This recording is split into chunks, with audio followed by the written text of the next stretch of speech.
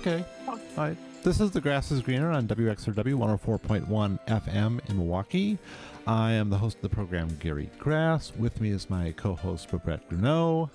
Hi, and tonight we have with us State Representative Ryan Clancy, who has been quite active in the past on issues on human rights and advocating for Palestinian rights, and he was at a rally that we heard him at this past week regarding a judge that was arrested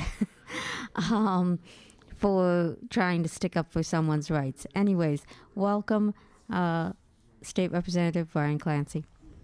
Thanks so much for having me. I really appreciate you. Yeah, no, it's really good to have you. You've been on the show once before, back when you were at the county level. So congratulations on your promotion. Thanks so much.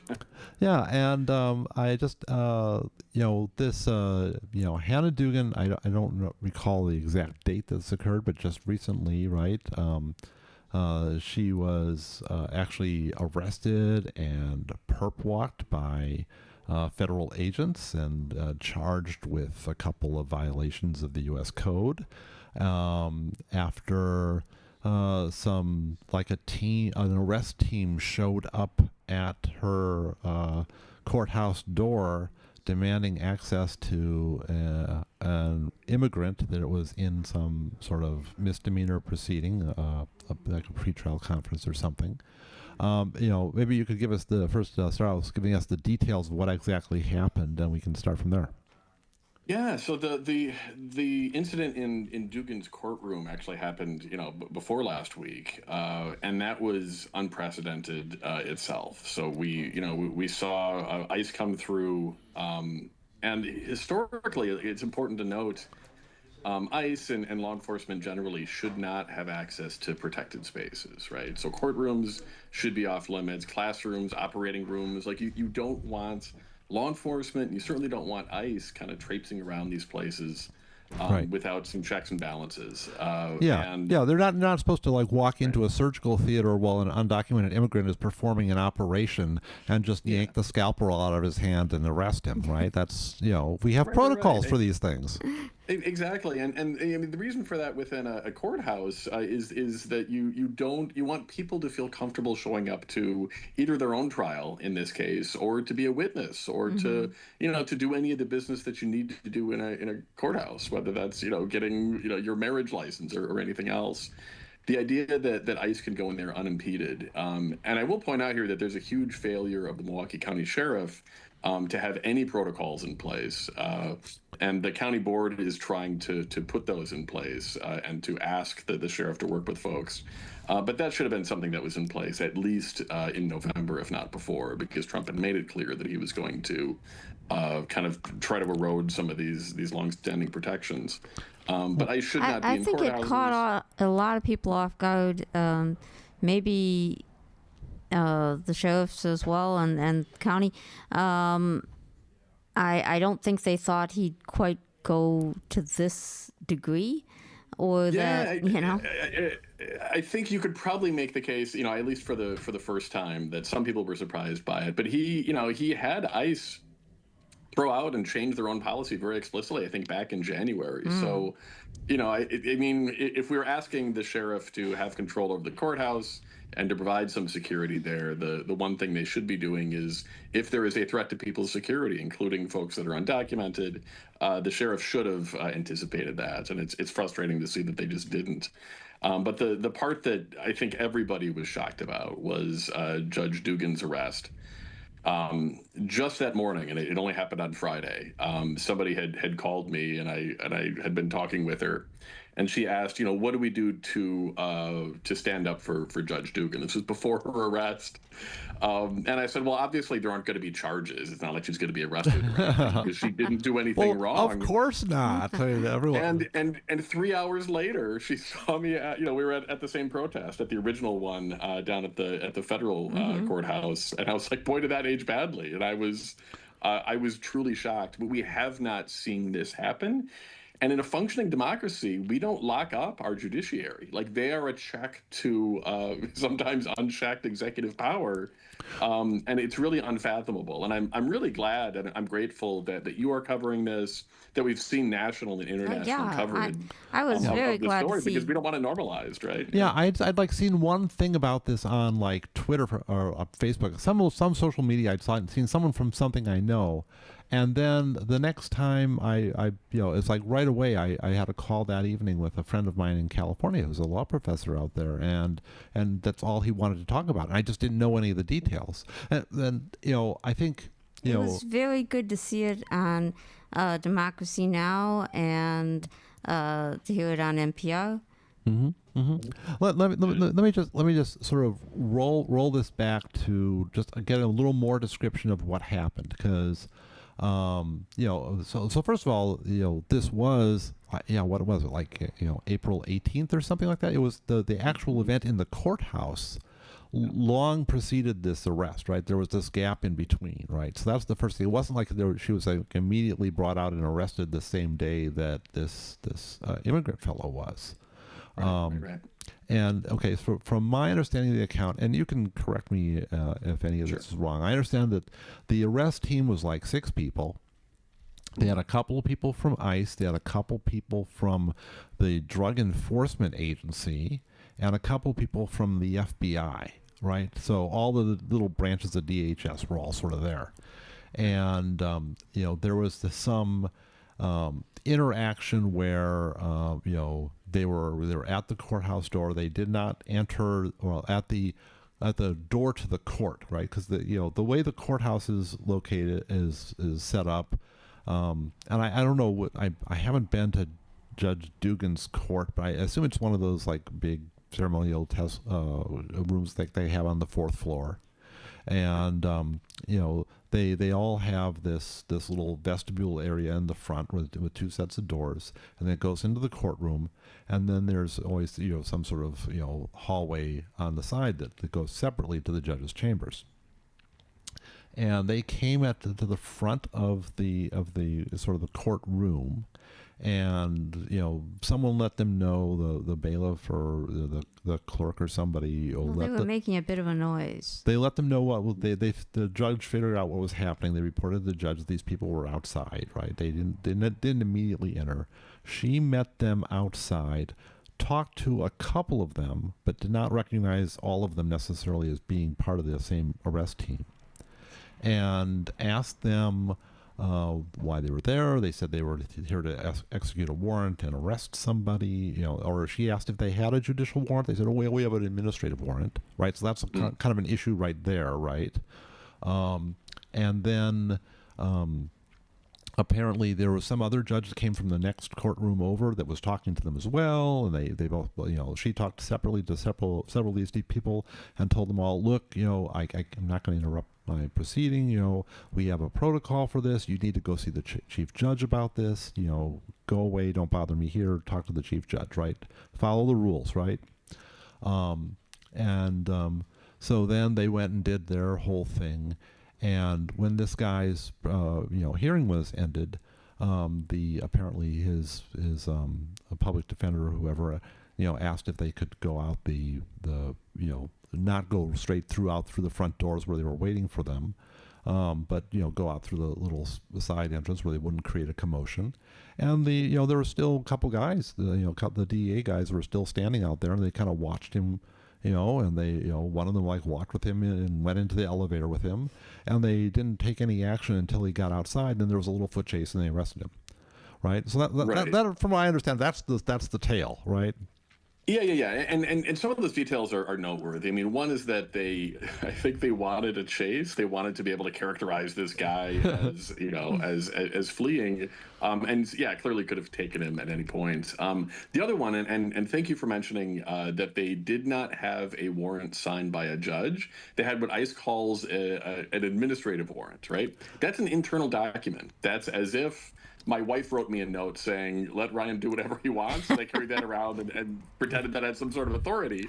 Like, Well, that's great for within our household. It's not, it doesn't carry the same weight of law. right. So, Well, I mean, it doesn't yeah. even meet the definition in Black's Law Dictionary of an administrative warrant because It's not a warrant. Yeah. it isn't even a real administrative warrant. That's how poor this warrant was, right? Because a real administrative warrant is a warrant given to an administrative agency that is signed by a judge, right? Then it becomes, that's warrants are issued to administrative agencies all the time to go and, get this person for their proceeding or whatever. Judges sign those, right? That this wasn't signed by a judge. This was like you say, it was internally executed, which means that it wasn't even technically even an administrative warrant, at least according to the way. And if I could pause here, because it's an important distinction. Even with a real, like authentic administrative warrant, there's a difference between that and a judicial one. And this is, I think, unfortunately, something that's going to be really relevant in the coming weeks and months. Our office is actually putting out some signs, some stickers, maybe if folks want them, for you could certainly put one on the front door of your home if you wanted it, but it's even more relevant for spaces that are in some ways open to the public and other ways not. So, for instance, if you work or you own a business, there are probably some parts of that are open to the public. So like a lobby, in a restaurant, it would be like the seating area. And there are other places within that business that are not open to the public, right? You can have a private sign on the door, and it's probably a good habit to get into. You don't need one. But if there are parts of that are not customarily open to the public, you can't just walk into them. You need a warrant, an actual warrant, a judicial warrant signed by an actual judge.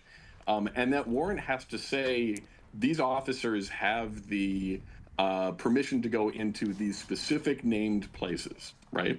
Otherwise, they cannot go into private places. And I think the more folks understand that, if you have a minute and you can Google administrative warrant and judicial warrant, they look very different. But it's important that people know those. If you can go buy a private sign or certainly reach out to to my campaign in my office, and we can provide those for you too. Right. I mean, a lot of this is apparent on the face of the warrant if you read the warrant, right? Because a judicial warrant will say, go now to this place, and we have. I mean, the Fourth Amendment protects your home above any other place, right? That is where the warrant requirement for you can't go into someone's home to arrest them unless you've got if it's a hot pursuit or like certain special circumstances, but that is normally when you get to your door, it's like that is it. I'm home now. Now you need a warrant. You can pick me up on the street, but you cannot come into my house without a warrant, and you can't. And that needs to be a judicial your warrant. entire home is one of those protected private places. So just to make really clear, think of ICE agents like vampires, right? If you're not inviting them in, they can't come in. And you're right. The exception is if they think you're in if you're actively committing a crime that harms other people, they can let themselves in. But the vast majority of times, they're really good at talking their way into places. Just telling them to, I guess we're live here, to kick rocks or something more vulgar than that is perfectly acceptable. You're in your rights to do that. And then do not talk to them. Ask them if they have a warrant to slide it under the door in the mailbox, and you'll check it later. But yeah, you're under no compulsion to assist ICE. And in 2025, please don't. There's a lot of people in our community that are counting on you to stand up for them. Yeah, I mean, one of the things my understanding is that the Department of Administration for the state has a document that they distribute to state employees. I don't know if this is. I just saw this online. I don't know whether this was just produced recently or if it's, just in the last couple of days. I think it came out probably Friday or over the weekend, and that was from the Evers administration. Yeah. Right, and that's just, it's great because it basically tells the people running in state government what they're supposed to do when the FBI shows up at their doorstep, and it's like, I wish that federal agencies had like all done this before, because they've had other places, places that are supposed to be independent, that are supposed to be, that where the Trump administration has sent people with FBI at the door, and they weren't really entitled to access or entry at all, and they wanted to go and do things and basically take over the organizations. And sometimes they've actually succeeded in doing that, yeah.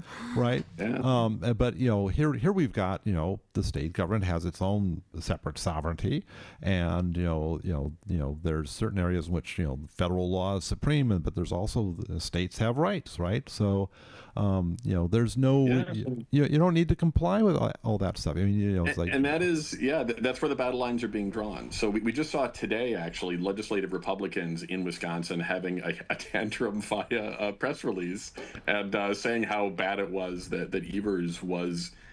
And just to be really clear, like clarifying, the rights of people who are working for the state to protect other people, like that's a good thing. I mean, so Evers much. and I may differ on some issues, but that was a really solid piece of guidance. And then Trump, in some ways, a response to what's happening in Wisconsin and thankfully in other states, issued a really chilling executive order just late yesterday. And he talked about militarizing the police and then unleashing, his words, not mine, the police on local officials who were standing up for community in the way that Judge Dugan did, and that I hope all of us will. That's creepy. And that is, if you haven't read that, give it a quick look. It's on the White House's site. And reading through that, I don't use the word fascism lightly, right? But this obsession with law and order and policing and the militarization of police and using state power to go after political enemies is fascist. That is one of the clear warning signs of fascism, one of the characteristics of it. Well, yeah, I mean, Welcome it to was, the police state. It was so ironic when Trump gives a press conference about this and says, no one is above the law. And it's like, okay, how many felonies have you been convicted of, Mr. President? I mean, this is just so ridiculous. I mean, I thought the Supreme Court gave you immunity, right? So I mean, we could talk about let me just go back to this DOA guidance that was issued, because it's like a lot of that stuff is like very familiar, right? If you go to like UWM, right, and try to execute like just a subpoena someone, it's like the person will take it and they'll say, okay, or they won't even take it. They'll say, no, you have to give that to legal counsel. Right. Sure. And if someone comes with a warrant, this guy basically says, okay, get their identification, get a copy of the warrant, call legal counsel, have them sit down somewhere, out of the public eye, where you can sit and chill while you wait. And if you can't get the person on the line, say, well, you'll have to come back tomorrow. Legal counsel isn't available today. Right. And I'm not gonna do anything without running this past legal counsel. And they're entitled to do that, right? One of the things that is really, Dugan ultimately wound up being charged with 2 violations of federal law, right?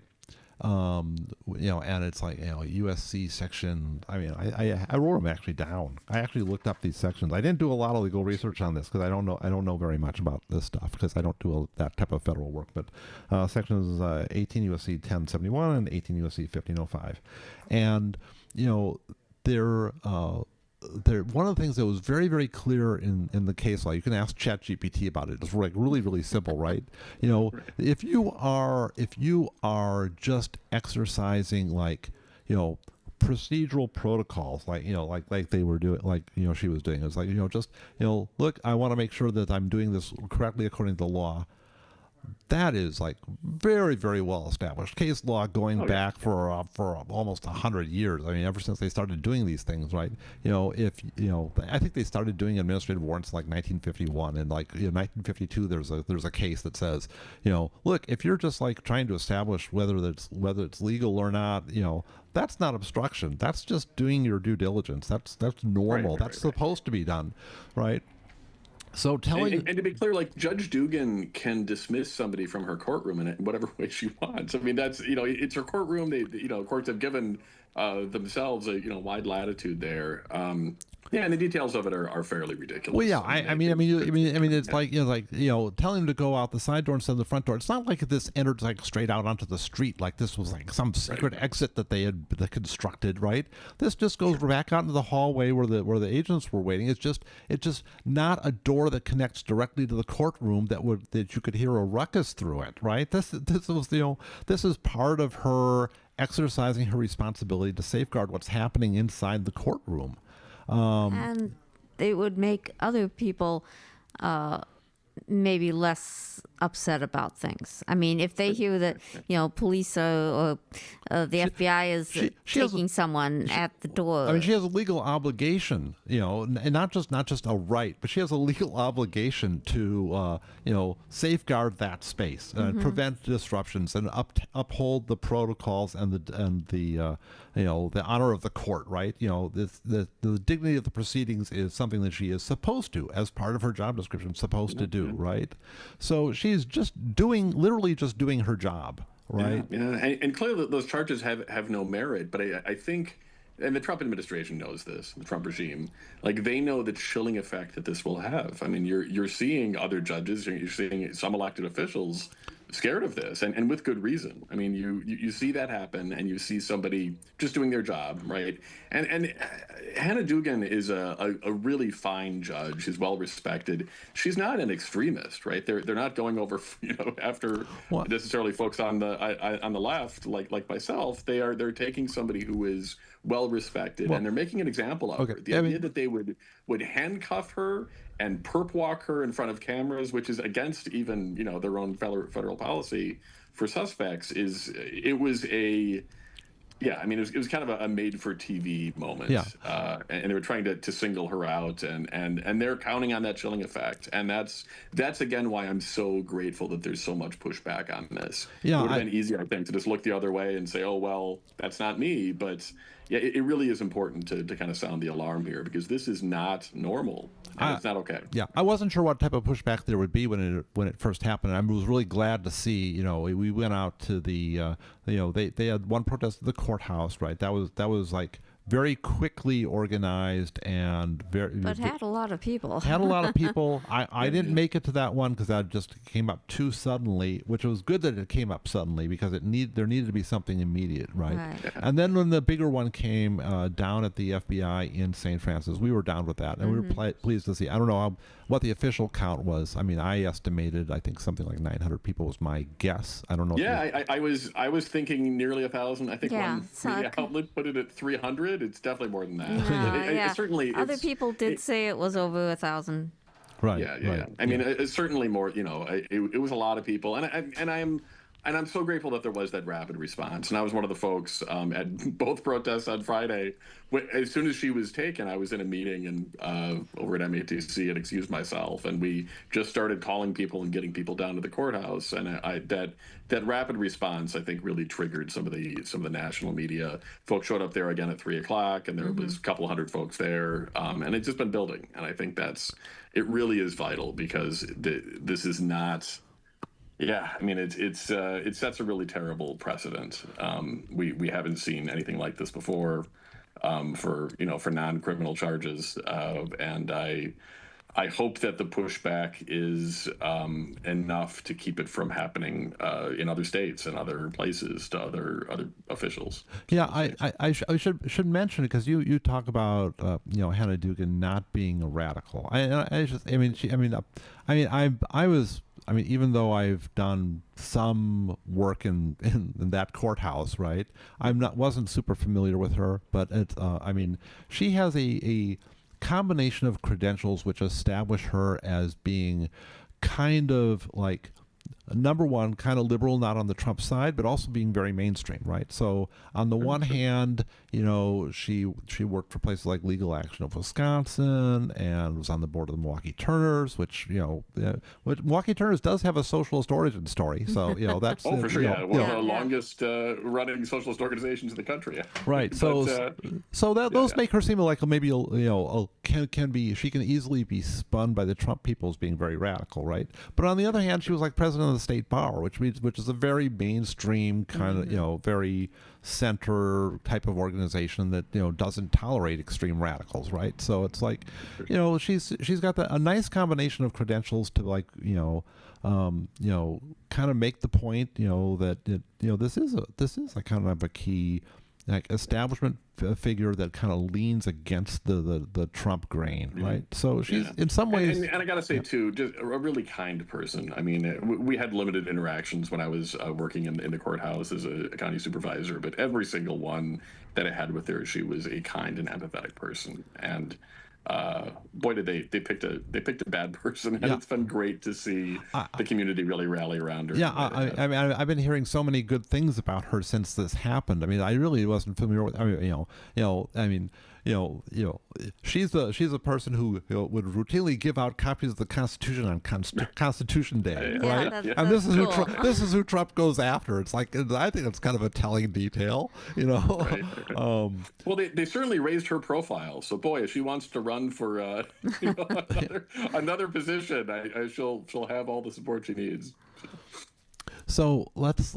I think they were hoping, to chill that, to really frighten people, that we can go after judges and that, and if you think you can get, we're gonna poop walk you, and if you think you can get elected, think again. And they didn't expect the people to turn out. I mean, I think they're testing the waters with everything they do. They want to see what the response will be, and it's really important to respond. And and so it was very good to see a big response to this, right? I think the chilling effect is still there, right? They still arrested someone, and so far they've gotten away with it, right? It's like there's been a protest, but what has actually happened? It's like, it's not like, Kash Patel is being arrested for, like,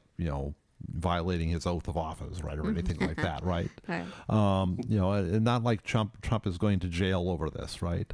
But it does show that it is pressing against something real here, and there was pushback, and it's really important to have that. And I'm really glad to see that. Yeah, no, same.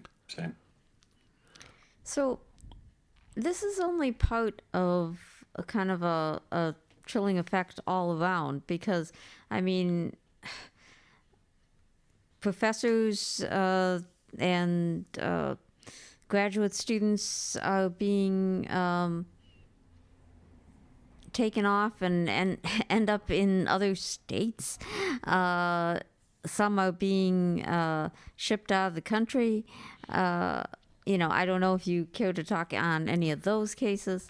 Yeah, we're at the halfway point, so we can start talking about other stuff. It's like, right. I mean, I wouldn't want to leave the Judge Dugan matter, but I think it clearly connects with all this stuff, right? It's not, it's a very emblematic of the way this president has gone about things, right? That is always constantly pushing and doing like these kind of like really extreme things.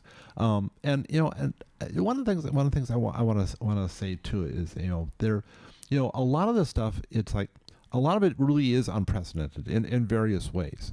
But it's really interesting to see at the protests this kind of this range of people that are there, from pretty much establishment kind of Democrats who quite frankly laid the groundwork for a lot of this stuff by tolerating some really bad stuff and basically loading the gun and putting it on the table for the Trump administration. Because that's been fascinating to me too, and I think as somebody who has been protesting for many years, it's been interesting and sometimes frustrating to see the folks that are coming out now.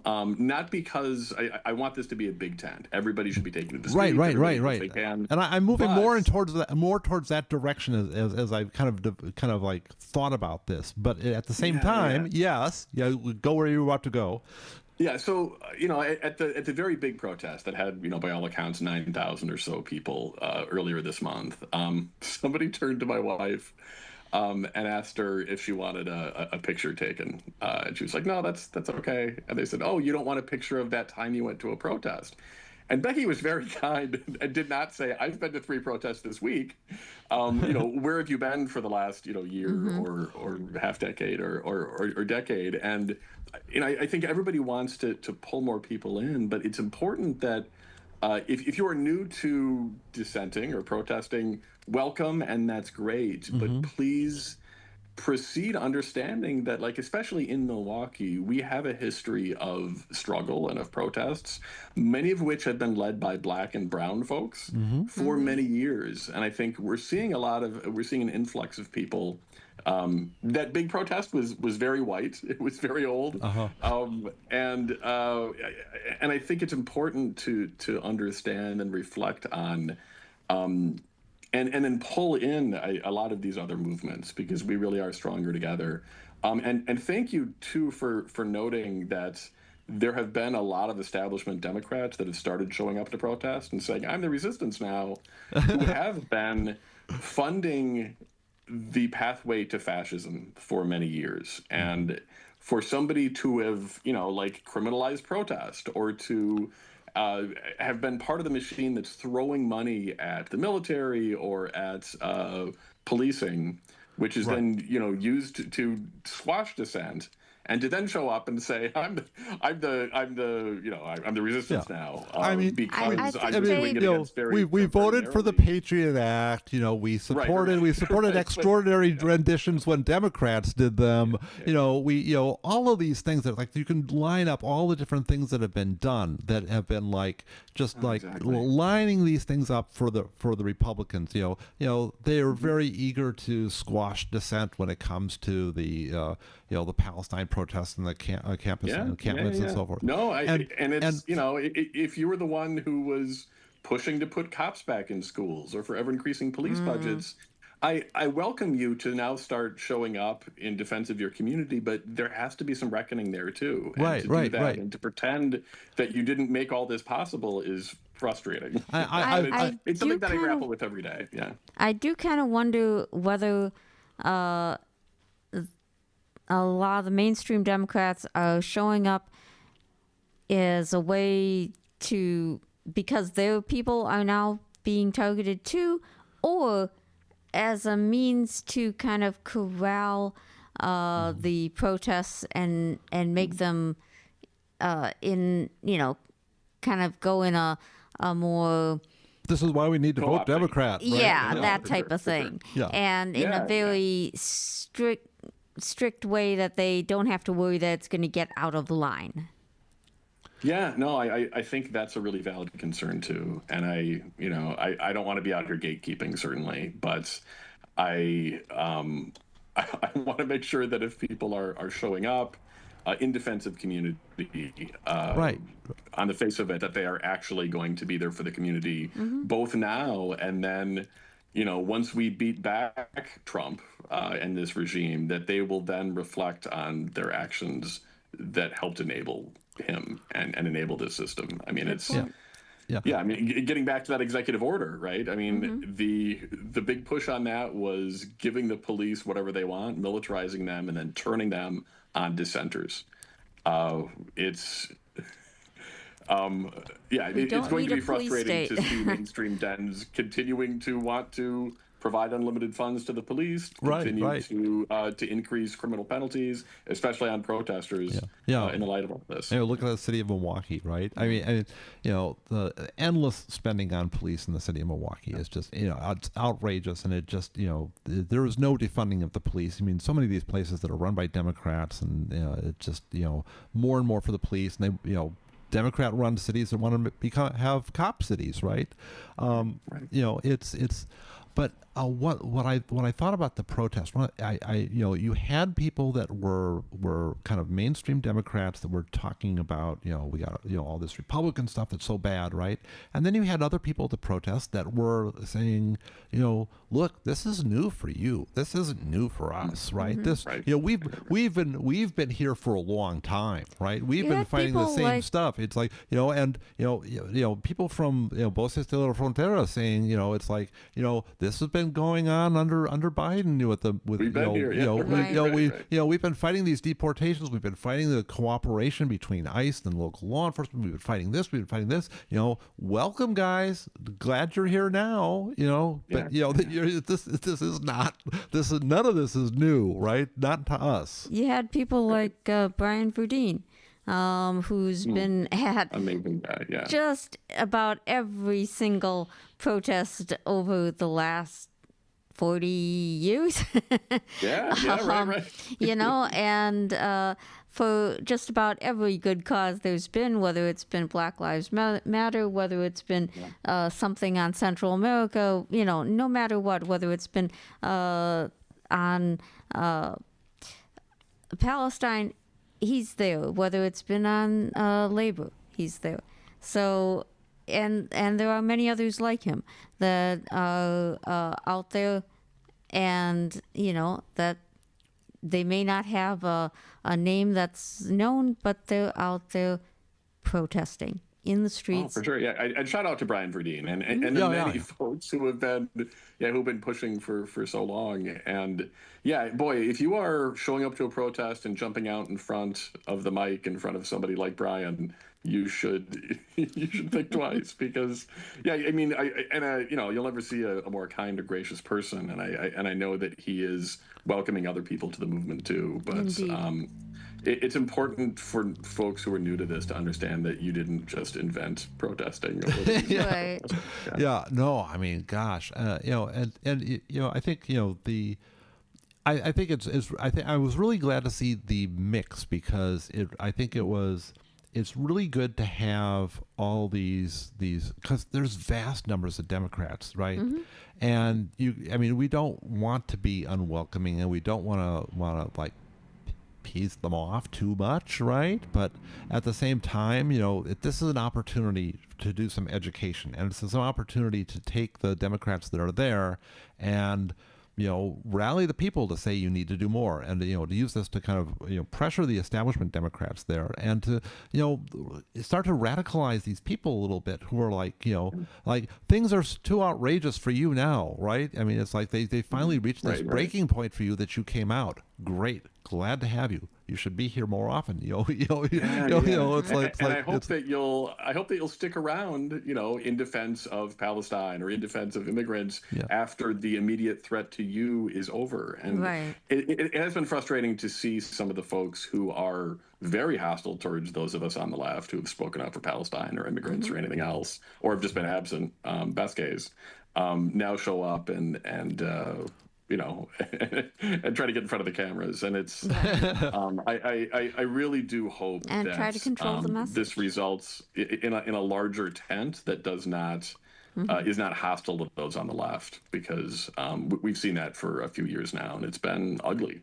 We've seen mainstream Dems not attack the right, not attack the scourge of fascism, but target those on the left and blame us for just about everything. And I hope that is coming to an end, at least temporarily. The students on campus really got blamed. So frustrating. Yeah, because, the students at UWM had a very peaceful protest, a very peaceful encampment, and they had sessions that would have classes there that and I was so impressed, and I still hear I hear folks on the right and also conservative Democrats talking about the violent protests or the anti-Semitism, right, which folks are weaponizing. And that just wasn't the case. Trump is weaponizing that. We have conservative Democrats in Milwaukee that are weaponizing anti-Semitism. Anti-Semitism is very real, right? Mm-hmm. But the encampments, and I should say too, put in a quick plug here, on Thursday, so after the big Vosis March, the May Day March, everybody should go to that, from 4 to 7 o'clock on Downer and Kenwood, so the site of the encampment, there'll be a kind of celebration and a remembrance of the encampments, which were not a dangerous place, which were not the place. I brought my kids down there. Like, we participated in Jewish religious ceremonies. I know. It was a place of joy and learning, and it was amazing. And I can't wait to kind of reflect on that. Yeah. And I earnestly hope that anybody that's running around saying that that was bad or hateful in any way just actually stops by that celebration coming And up see what it's Thursday like. Yeah, at 4 o'clock that was and talks with some of yeah, those folks. yeah. It was such a, I mean, It was such a joyful, I mean, educational environment. I mean, to see students who were, you know, occupying the lawn and it, then teaching And each a other welcoming things. environment. it was Amazing. it was such an expression and demonstration and building of community too. I mean, that's the whole thing, because you had people that were coming from different backgrounds. You had like all the people that came in from the Palestinian community that made food. You had all the people that donated stuff. Oh, the food is amazing.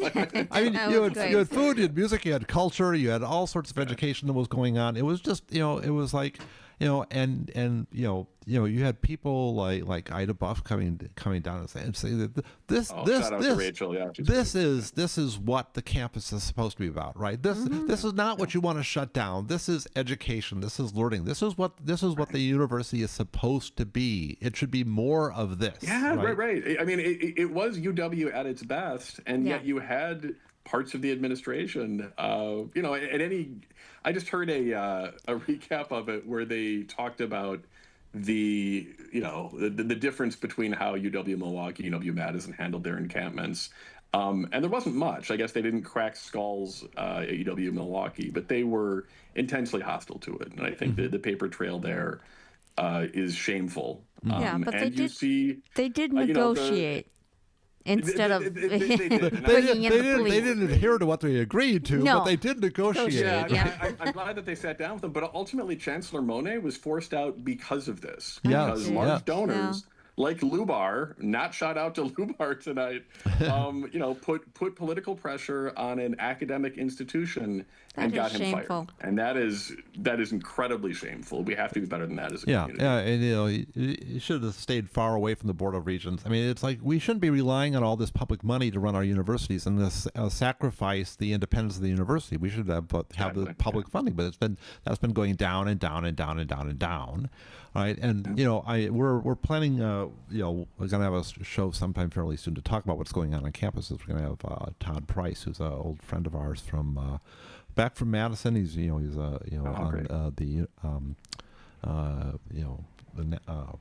don't even forget it. Gary can't quite. The American Association of University Professors, AAUP, right?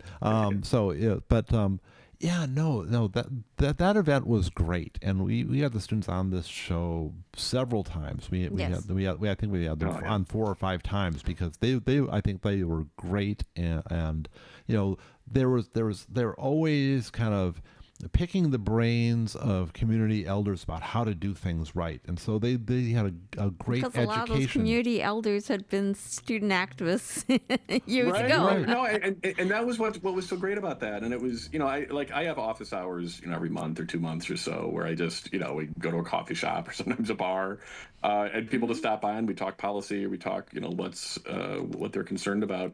My best office hours ever, honestly, were at the encampment. I just set up a folding table and some chairs. We had students and professors and community members just stop by and talk about not only what was happening right around them, but global issues and local issues. And those were some of the most engaged hours I've had. And I think that's, it was cool. such a positive experience. But I also want to point out that those students, right, the student activists, the ones that were so involved in the encampment are still facing repercussions for that. Their clubs have been put on probation. A lot of them have lost the ability to register for classes. They're still being targeted by the administration. I keep trying to offer them my legal services. I mean, it's like not everyone knows this about me, right? But I actually sat on the academic policy committee that created what are supposed to be the rules for these, the due process that students get, right? And they're not great rules, but I got an extra student onto that committee at all costs, right? And now they don't have that extra student on the committee right now. Now they've come up with some completely illegal workaround where the due process committee that you get is completely unlawful. No one is following these rules. These rules are fairly obscure. The lawyers that I've talked to don't know that they exist. They are doing everything wrong. They are violating students' due process in so many ways. There's a separate committee that is supposed to hear, provide due process to student organizations. No one is using that committee. That committee, doesn't have any members right now, right? They need to they can't do anything against the student organization without reconstituting that committee, and they haven't been doing it. So it's like, all these students are being robbed of their rights. Every time the UWM just does something, because they do it all wrong every time. Right. Yeah, and I'm a big fan of public education, very big fan of UW Milwaukee. But that's, their reaction and their continued terrible handling of the encampment has really been frustrating for me. So I have a 16-year-old who is, starting to look at colleges. And I had somebody from UWM in my office a couple of weeks back, and they were talking about, recruitment and all that. And I posed the question to them, and I said, my 16-year-old is looking for places. One of the criteria that he's looking at is, how did schools, handle encampments? How do schools handle First Amendment, rights of their students? Are they going to be squashed? And that is something that I think a lot of, parents and families and students are looking at. Important question. And I said, can you tell me that my student would be safe if he dissented, if he participated in something like the encampment again? And they said, I can't tell you that. So, Wow. That's wild to me. That is not what I expect from the UW system. Yeah. As good a school as it is, as well as it might meet his needs in other ways, if that doesn't change, I can't imagine him applying to a school that's in my district and in my heart. And that's both frustrating and I think profoundly sad. It is. It is, and we need to talk about the university more, because so much has been going on in higher education that's just been dreadful, and it's an area that I'm very close to, because I spent so much time in student government and lobbied. I was a part of the United States Student Association when we were going and lobbying on financial aid stuff, and it's like, I know a lot about a lot of this stuff, so we need to talk about that more. And eventually ended up suing them. Yeah. for someone else, for other students. Yeah. We sued them. We sued them many times, actually. And we got some big results on that too, which was nice. But the broader context of the Trump actions. Oh, by the way, before I forget to say this, we're putting this. We're recording this now. We're going out live on April 29th. So whenever we say tomorrow or whenever, it's like people need to know when that actually is. So this they'll be listening to this in a few months and be like, oh, they had public universities and democracy back then? Like, well, maybe that's true. Maybe that's true. I just meant if you're telling people that they need to go out this week to the big protest, right? That's May 1st, right? That's that'll be coming up, May 1st this week, Thursday. So if I could put another quick plug too, we're since we're on the topic of the UW campus, on Monday, May 5th, from 11 a.m. to 12:30 p.m. Senator Chris Larson and I are having a community listening session, and it's called Fascism in the USA, appropriately. And that's a time to stop by and talk about your fears and what we can do about it, and everything from federal issues to state to local. And where is that? I think it'll be good too.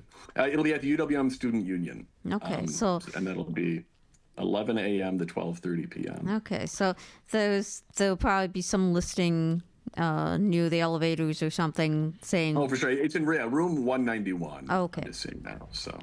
Yeah, and I think it's important that we approach the power of this administration like Tenzing Norgay approaches, Mount Everest, right? It's you can't be, you have to be a little afraid, but you can't be too afraid, right? You have to approach it with respect. If you're going to conquer it, you need to appreciate the power of what you're going after, but you cannot be paralyzed by thinking that it's that's hopeless, right?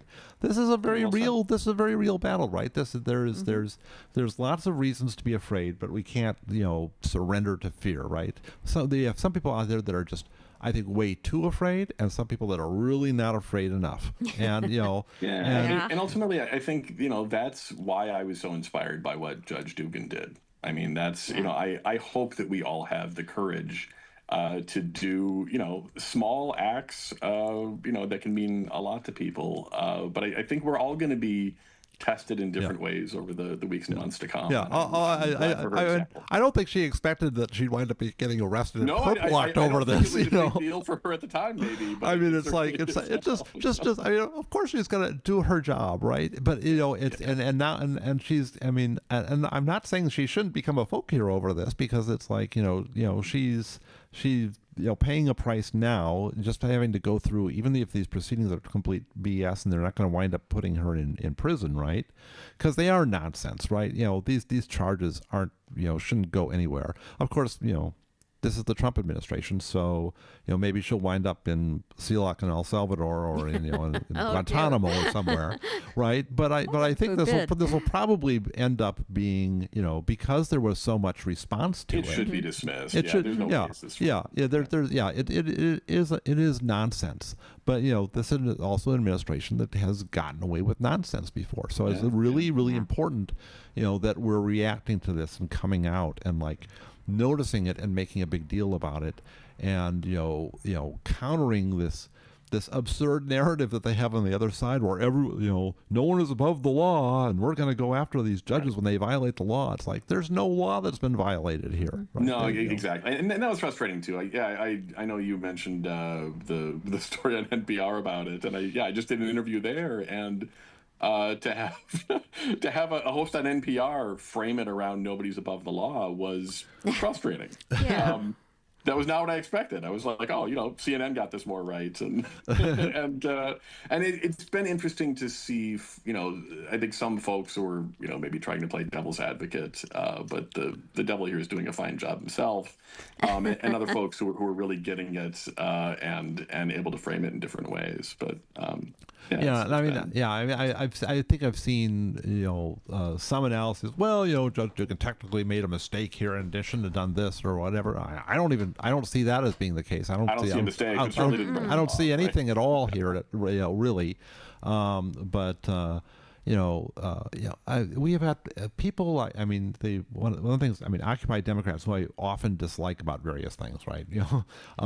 They put out a thing pointing out that on Newsmax, which is pretty far right, Judge Andrew Napolitano was analyzing this and just thought, that this is ridiculous. The Trump administration is way out of line. There's nothing there. So he's going to understand what a judge goes through. Yeah, it's like why they wouldn't. Hannah want Dugan someone... did what he would have done as judge, exactly. right? Right. It's like it's like, and it is interesting. I wonder to what extent we'll start seeing more kind of libertarian style Republicans dissenting in whatever way they can from this administration.